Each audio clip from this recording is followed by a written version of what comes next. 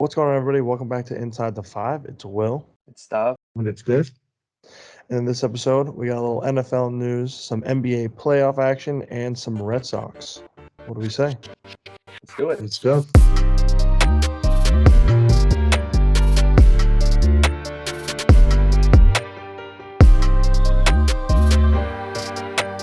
All right, what's going on, everybody? Welcome back.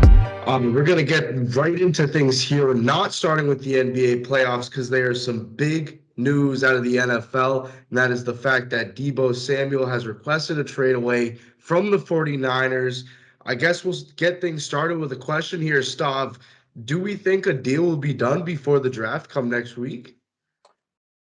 I think it's going to be, well, if I had to make a prediction, I think it's going to happen during the draft. I think the 49ers will get a little anxious and they're going to see a player maybe that slides that could fit in perfectly. And they're like, we could trade Deebo. We can move up in the draft and select this player. I think that's a very likely outcome. And a spot that I'm really looking at is that Texans pick. You know, the Texans have a higher draft position, I think, from the Browns.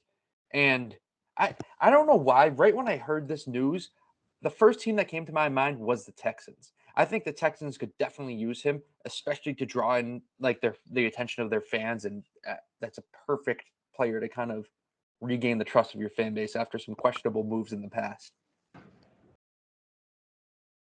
Yeah, I mean, I feel like that's a good place for a trade.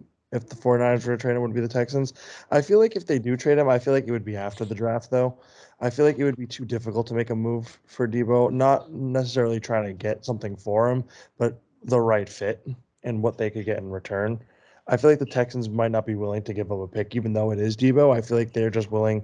I feel like they're just going to buy into the rebuild. Right. And what I've been thinking about for someone like Deebo Samuel is, would a team that's not as much of a contender really still want him? And you brought up the Texans. Texans would make a lot of sense because they honestly don't have anything down there. And a few teams that I've heard of, potentially the Dolphins. I heard a little bit about the Chiefs, and then I kind of came up with the Pats. I feel like it could be a good fit. But I think that adding someone like a Deebo Samuel to that Dolphins offense makes them instant AFC East contenders up there with the Bills and potentially the Patriots. I think that, imagine a wide receiver room that includes Tyreek Hill, Jalen Waddle, and Deebo Samuel. Now, those are three guys who can do literally everything on a football field when it comes to having the ball in their hands. It would just be very exciting. So that was a team that I heard today on ESPN, that could potentially use their first round pick on them. And that's what leads me to believe I'm going to be the third and final guy to say I think that a deal gets done before the draft. So we all have different picks. I think that he might go before the draft, to a team that's looking for a wideout, knows that it's a stacked wideout class, but they know how good Deebo Samuel is. They know what they're going to get from him. The NFL draft is coming up next weekend. I believe it starts on Thursday. I think that's when it starts. It's either Thursday or Friday. So we're kind of getting down to it. I think we'll talk a little bit more about the NFL draft come next week on our Tuesday episode. But let's kick right into the NBA playoffs. We're going to talk about Tuesday night's games, all that action. We're recording this on Wednesday. Getting things started off, the Heat take a 2-0 series lead over the Bucks. They beat that, or not over the Bucks, over the Hawks. They beat them 115 to 105. Jimmy Butler drops 45.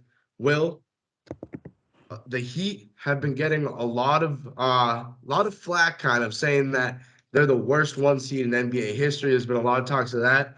Do you think the Heat have what it takes? I mean, they're beating up this Hawks team. Do you think they can continue that and maybe make a finals run? I think it's a little unfair to say that they're the worst number one seed, but at the same time, like it is the Hawks. They are the one seed. Like we should expect the one seed to dominate. Like I feel like early on, I feel like if we see an upset of the one seed, I just don't see that happening. I don't think they will go all the way though. I think Eastern Conference Finals is where they fall. Kind of rebounding off of what you said, Will, I agree to the fullest extent. I think that they should be doing what they are doing. And I feel like the Heat did field the best punch that the Hawks had to throw. The Hawks were up for a lot of that, not for a lot of that game, but they were right in it until the very end. And then Jimmy Butler spazzed. He had 45 points, he was hitting his threes, which we usually don't see. And a real question that I am gonna ask you guys is, why didn't Duncan Robinson play like over 6 minutes? Like game one, he had 29 points and he was near perfect from the field. And then come game two, he played 6 minutes and didn't even take one shot. So the Heat confuse me in that way, where I feel like they don't allow certain guys to get in a certain rhythm, and that could eventually be catastrophic for them, especially come next round against a hypothetical, very strong and hot 76ers team. I think that you could look at that in two different ways. One way is the way that you brought up there. I mean, Duncan Robinson, you're right. He had a fantastic game one, only missed one three-pointer in game one. In this game, didn't even take a shot. I think he only had 2 rebounds and a couple of fouls. That was about it.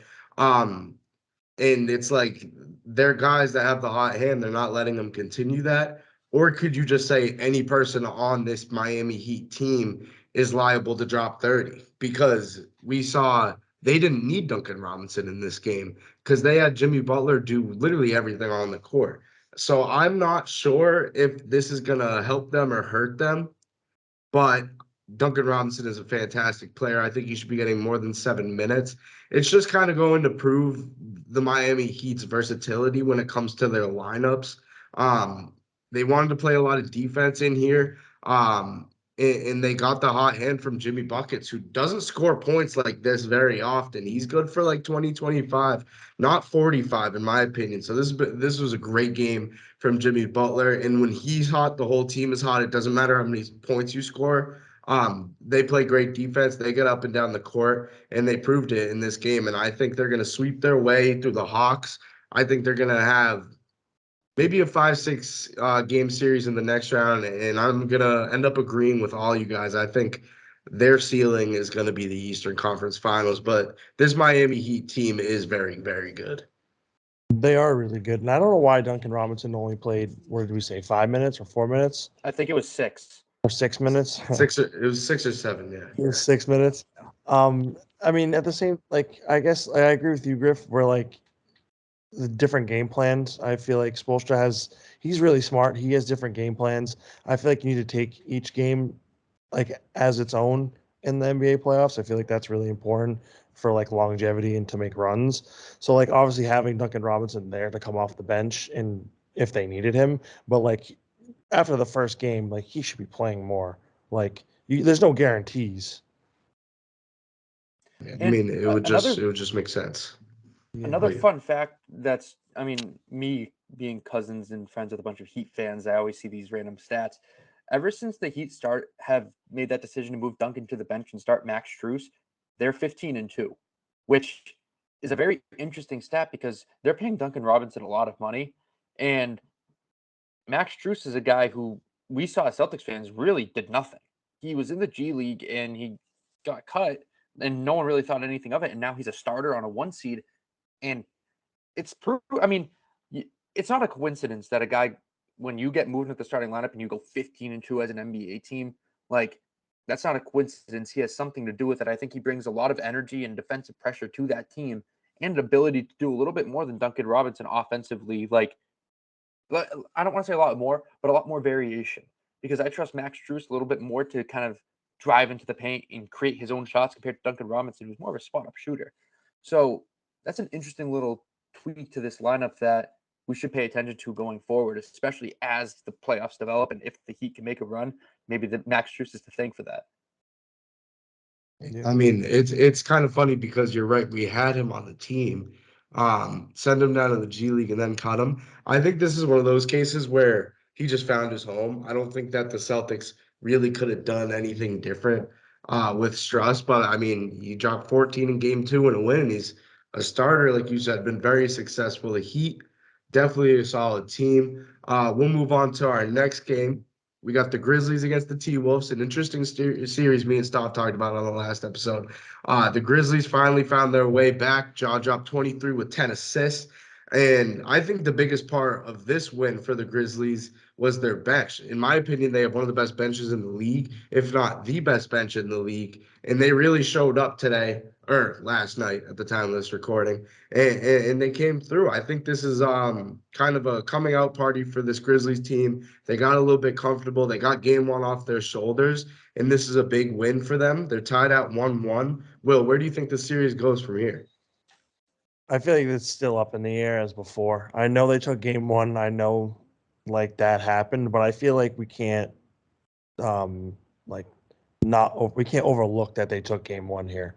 Like they're still a team that's very, very good, very talented. I feel like the T Wolves can still find themselves in this series, and I feel like this could end up being like a 6-game series. That's a good point, and I can't say I disagree. I mean, I think the Grizzlies are a much better team. Like the bench included, I'm talking about like they're a much more deep team. Their star power is I want to say equal, to be honest, because on the Timberwolves side you have Cat and Anthony Edwards, obviously, and then the major name that sticks out for the Grizzlies is John Morant, who's an unbelievable talent, and the Grizzlies prove that they can win without him, which makes me think that they are a better team and they're 2 seed for a reason and it's the second best team record wise in the NBA. So I think this game goes.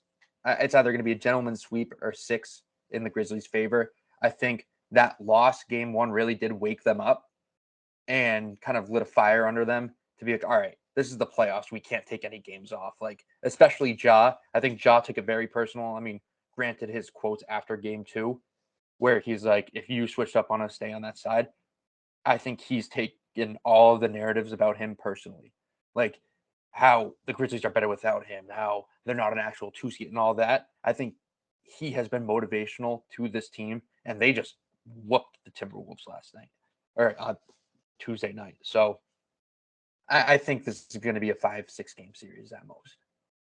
Right. And we talked about the Grizzlies bench, but I don't want to play down to that Timberwolves bench too. These are two of the deepest teams in the NBA. When you have people like Tarin Prince, Josh Okogie, Nazir Reed, Malik Beasley coming off your bench, then you have a pretty solid bench. Both these teams play deep. They play a lot of names out there. And I think it's going to continue to be a great series. I like it around that 6 mark as well. I don't think it could stretch out to 7. I think the Grizzlies are also going to take it. You can't forget this is a 2 versus a 7 seed. But I mean, you're right. It's two great teams. The Timberwolves aren't a true 7 seed. And they're going to fight every single game. And I think the Grizzlies just have it over them in this case. I think that just overall as a team, the Grizzlies are going to come through, win this in 5, 6, 7 games, or not 7 games, 5 or 6 games. We'll move on to the last game on Tuesday night before we talk a little bit about the Sox. The Pelicans take a game from the Suns in Phoenix, a huge game where Brandon Ingram drops 37 points, 9 rebounds, 9 assists. Stav, I'll ask you a question. Do the Pelicans have a chance? Do they have any chance? Scott Foster refs every single game. I mean, D-Book being out really does hurt them because D-Book's a generational talent. You know, he's the best player on the Suns. However, I don't think that that's going to kill them in this series. I think the Pelicans take one more game maybe, but the veteran leadership of Chris Paul really does propel this team. Mccollum is still there, probably the second best defending guard in the league. DeAndre Ayton's still going to be putting up 20 if Chris Paul is there. I mean, Cam Johnson, they're still a very deep team. The only way that the Pelicans have a shot at this one of the biggest upsets in NBA history is if Brandon Ingram does this every night and CJ McCollum drops 10 more points than what he did last night every single game. Like those two have to play like NBA superstars. They can't play like they're really good players. I don't want to take anything away from them, but they got to elevate their game like up here compared to where they are like right now. So I think the Suns win this in 6, and I give the Pelicans one more win at max, even with Devin Booker in or out. Right. And I think that D-Book being out games 3 and 4, it kind of throws a little cover on this series where it's like if they could sneak these games out and I mean win both of them with D-Book, that's the only chance that they can win this series. I don't think that they're actually going to do that. I don't think they're going to win any more games in this series. I think this locks it up in 5. I think that a lot of people are sleeping on the fact that Chris Paul is here, great veteran presence, and he's a guy that can go out and give you 30 points in the playoffs when he needs to. And DeAndre Ayton, I think this is a big series for him to finish up on Jonas Valanciunas and put them to bed. Now, before I just absolutely demolish the Pelicans, I do want to say that CJ McCollum has been great throughout the first 2 games, and not only for like his play, but just the veteran leadership and the playoff experience that he brings to this Pelicans team, I feel like is giving them a lot more confidence than they actually should have. And CJ with 23, 8 and 9 on Tuesday night. He's really putting it together. I'm a big fan of CJ McCollum, and I'm kind of glad to see him doing that. And I'm glad to see the Pelicans taking the next steps, and hopefully they're going to be a playoff team for years to come. Yeah, no, Yeah, I mean, oh yeah, we'll continue. I agree. I don't really think much changes in this series. I just want to say I feel like we shouldn't be surprised if something does happen and the Pelicans do end up making a little run here. But I feel like that's just going to be way too tough to really actually happen. But I mean, it is the playoffs. It is Brandon Ingram and CJ McCollum. It could happen.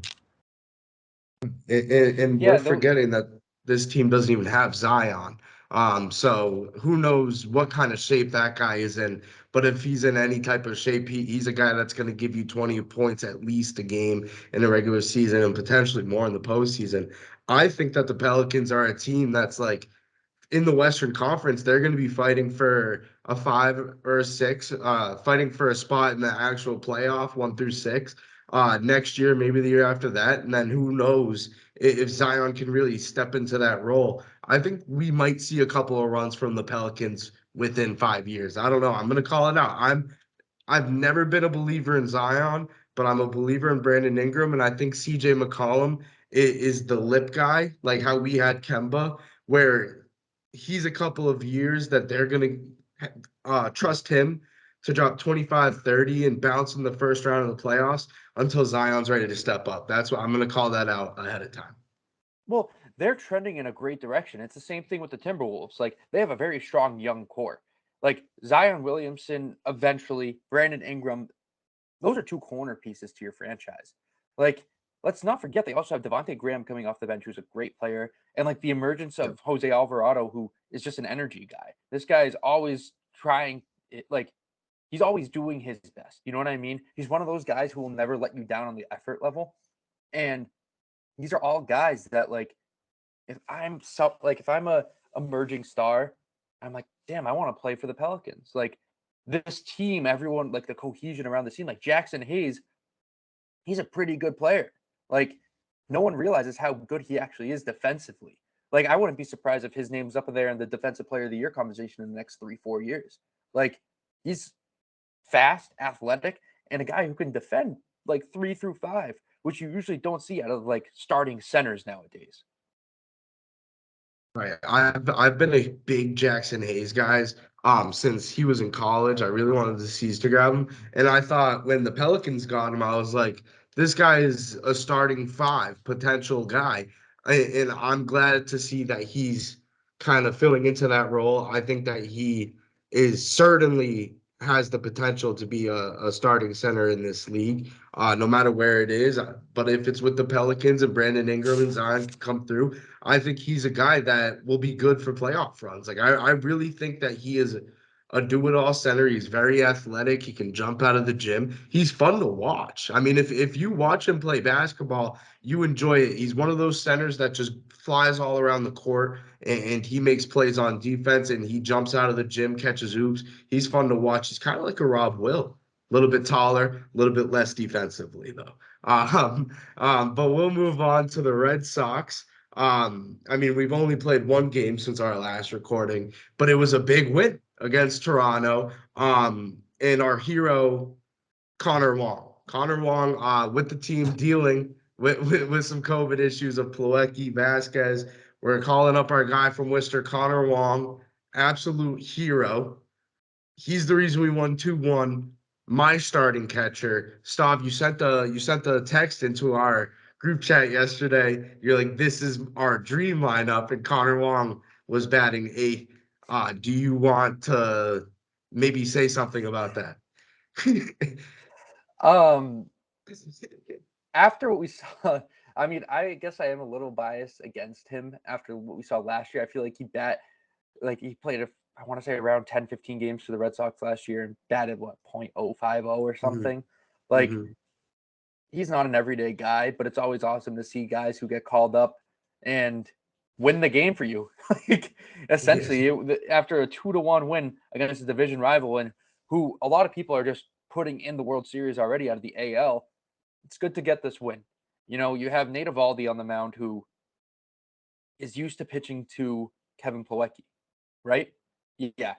And Plawecki has COVID, and Vasquez also has COVID. So those are your two starting catchers who are just out. So there's a lot of chemistry that goes into games like this. And for Connor Wong to step in and work with all of the pitchers perfectly, you know, we only allowed one run to the best offense in the league, especially in the AL. So I hope this momentum can kind of carry through, and I hope the offense can pick it up a little bit more too. You know, only scoring 2 runs against the Blue Jays isn't going to win you every game in that series. That team's capable of scoring 10 runs a game. So, Will, you were there. What were your reactions out of Connor Wong and the Boston Red Sox? I mean, yesterday I saw Connor Wong in the lineup, and I was like very disappointed. One, I saw both of our catchers have COVID, and I was like so mad to begin with. I was like, why is he playing for us? Like Ronaldo Hernandez is better, like so much better. But I mean, I'll take it after last night. It was nice to see it work. We definitely can't score 2 runs against the Blue Jays and expect to win all the time. We did get very lucky. It was very cold last night, which was a very big surprise. I don't think it was expected to be that cold. It dropped like 10 degrees lower after like an hour into the game. It was like kind of crazy. Um, what else? Bo Bichette, surprisingly, with a lot of errors last night. He had a few Yes. plays at shortstop and then just threw them away, which caught me by very good surprise. I was like that. Like that's pretty much what led us back into this game. Yeah, And I and I think, like him. Go for it. yeah, an unsung hero of the game is Trevor Story. You know, Griff and I mean, actually all of us, we were talking about possibilities where Trevor Story bats second in the lineup, but we couldn't really think of any when there was an obvious choice right in front of us. Yusei Kikuchi, one of the only lefties in the AL East, who Story steps in, has an RBI double, which ties the game at the time, and he was hitting the ball pretty hard last night. You know, he had half of the runs driven in. I hope we can see him continue this momentum. Although he is batting sixth tonight against Barrios, I want to see Story starting to ease into this lineup a little more. I don't want to say I'm getting impatient, but like this is what I've expected out of Story. Like doubles, him to absolutely nail the monster, go down the left field line, be a pull hitter, and I'm happy to see him step up in that 2 spot and succeed. Right. And I think that he can succeed at the 2 spot no matter who's pitching. And that's kind of what you were starting to get into is the fact that moving him down to 6 against righties and up to 2 against lefties is kind of just being like, okay, you're our 6 because we don't see lefties all that often. And Yusei Kikuchi, I think, is one of what, like 2 or 3 that will face in the AL East. So come the long run, I think that we got to commit to him. I think that we got to show Story why we paid him all this money. And I know Cora loves the advanced analytics, and to be honest, I do too. I don't know anything about him, but we win baseball games because of it, according to my manager, and I trust my manager. But I think, why not give him a shot at batting second, see what he does? We literally haven't even tried. We haven't tried at all, and it's the beginning of the season. I like to see a lot of trials happen during the beginning of the season. I want to see us switch up the lineup a little bit more, but it's good to get a win in game one. Now on Wednesday, we have Pavetta lined up against Barrios. On Thursday, we have Hauk against Gosman. So to finish up this series, are we gonna win this series? You know, we're already up 1-0, but we have some tough pitching matchups.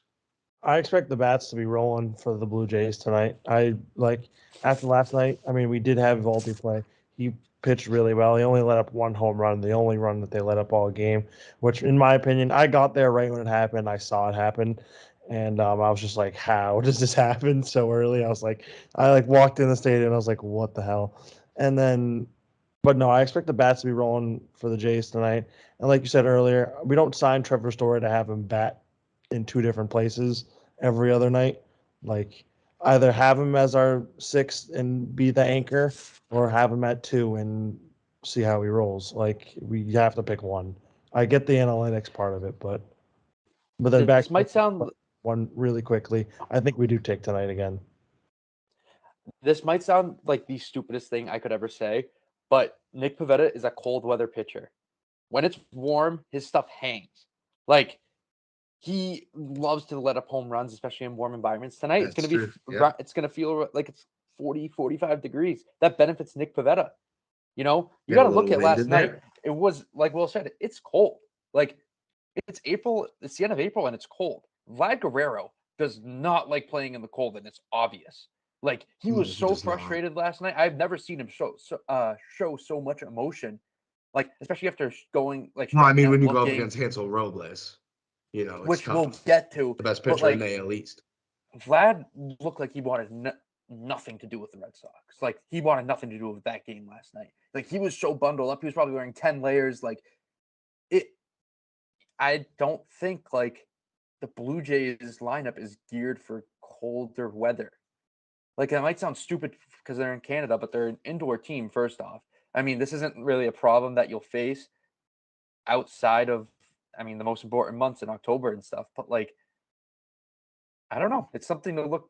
It's something to be interested in. I wouldn't be surprised if the Nick Pivetta strikeouts and the Nick Pivetta innings, the overs hit tonight, especially if it's going to be colder around first pitch. Wow. That's actually all you had to tell me. I'll put it in right after we're done recording. I will bet on that tonight just because Stav said it. And that means if Stav said it, if it's wrong, then it's all Stav's fault. So that's the exact reason why That's you talked me into it. If you're wrong, you owe me all the money that I bet. So I'm gonna put a little extra on it too. No, but I'm kidding. I really Well, think that hold on to that. What if you win? I'm not What if you texting win? you. Then I'm not texting you. Like I don't know. Like what? I don't oh, I know. never placed a I'm bet. also watching the Celtics. If the Celtics win, you can have some money. If the Celtics win Oh, as well, you can have some money. Which means this is the perfect time to transition before we get off this episode. The Celtics, quick prediction. On Wednesday, we're recording this. You guys will already hear all of our predictions. I need a final score prediction. I will get us started. Game 2, Nets at Celtics, 7 o'clock at the TD Garden. The final score is going to be 104 to 101 in favor of the Boston Celtics. That's my final score prediction. I hope I gave you guys enough time to think about a quick score. I guess, Stav, we'll get it started with you. 112-98 Celtics. I think that Kyrie Irving comes out terrible. I think he's in his own head right now because I think KD exceeds. I think KD has a really good game. I think he's going to score over 30 points. I just don't see Kyrie going back-to-back games AWOL. So I think everything clicks for the Celtics. I think Jaylen Brown kicks in a little bit more, like his how we expect him to play. I think the bench plays a little bit better. I think we see a little bit more out of White and Pritchard. And I think Mark Smart has a little bit more of a chip on his shoulder because a lot of people are saying that he didn't deserve Defensive Player of the Year. So he's going to be matched up with Kyrie all night, and that's a matchup that does not benefit the Nets. right before you said 112.98 Stav, in my head I said 113.98. I'm still going to stick with it because that's Yeah. I don't want to leave it. I don't want to change it up. But no, I can't agree anymore with you. I really thought Kyrie was just going to come out flat. They were going to have a flat night. Celtics going to be on a roll, and they're going to go back to Brooklyn and take care of the series. I feel like in the past couple of weeks I've been not believing in my team enough because I feel like all my takes about my teams is me trying to be modest. So now that I'm hearing you guys saying it's going to be a blowout, it's very easy to talk me into things today. But Well, I'm going to stick with my score. I already threw it It's up. always a good blowout slate game to have, though. That is a blowout slate game. Well, that is a blowout. because it's Like it's the home team. yeah. You're right. It's like you can't. Like, how do I want to phrase this? The Celtics are the 2 seed for a reason, and the Nets are where they are for a reason. I feel like that's being overlooked a lot. Obviously, the Nets are talented with their top 2 guys, but as NBA playoff series progress, you see the bench be exposed a lot more. So tonight is a perfect night where when Kyrie isn't hitting his shots, and when KD is, they're going to need that other guy to step up. Dragic isn't going to do it back-to-back games. Like, Seth Curry was non-existent in the second half of the other game. Like, good luck. That's all I have to say. Like, the Celtics have multiple guys who can step up. The Nets have 3 at most. That's very true. It's very true. Good way of putting it. I think that's gonna wrap up this episode. A quick one, unless anybody else has anything. I think that's a good ending. We all good? With my hot All takes. right. Yep. All right. Well, that's gonna send us off. We hope you guys enjoyed. Have a good weekend. We will see you guys next Tuesday before the draft. And peace. Peace. Peace.